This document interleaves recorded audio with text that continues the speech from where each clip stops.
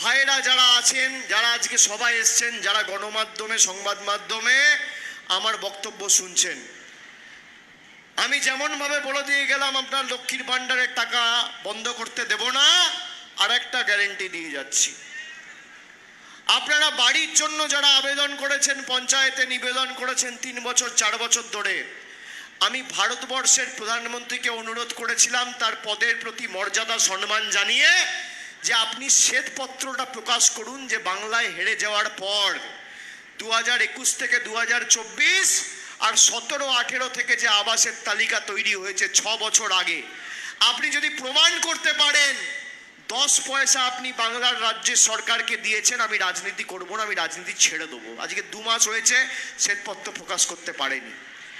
এরা মিথ্যেবাদী, এদের পায়ের নখ থেকে শুরু করে মাথার চুল সব মিথ্যে, সব 2 নম্বরই।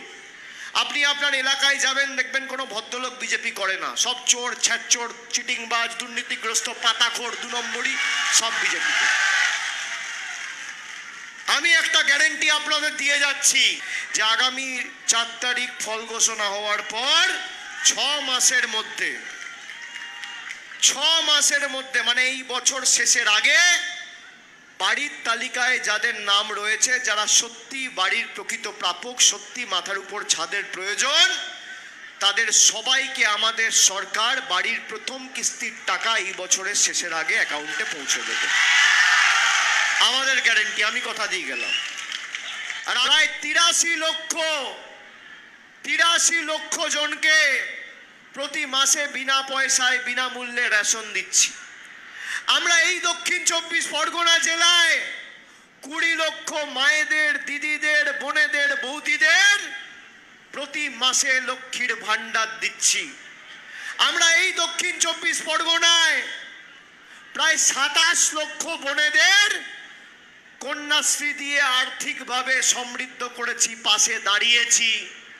আমরা সেদিনকে শপথ নিয়েছিলাম যে এদের কাছে আমরা আর মাথা নত করব না। মমতা বন্দ্যোপাধ্যায় ফেব্রুয়ারি মাসের 3 তারিখ কলকাতার রেড রোডে ঘোষণা করেছিল যে দক্ষিণ 24 পরগনা জেলার 6.5 লক্ষ 100 দিনের পারিশ্রমিক প্রকৃত প্রাপক, যাদের টাকা নরেন্দ্র মোদী বন্ধ করে রেখেছে, আমাদের মামাটি মানুষ সরকার তাদেরকে টাকা দেবে। ফেব্রুয়ারি মাসে 6.5 লক্ষ মানুষের ব্যাংক অ্যাকাউন্টে আমরা টাকা পৌঁছে দিয়েছি।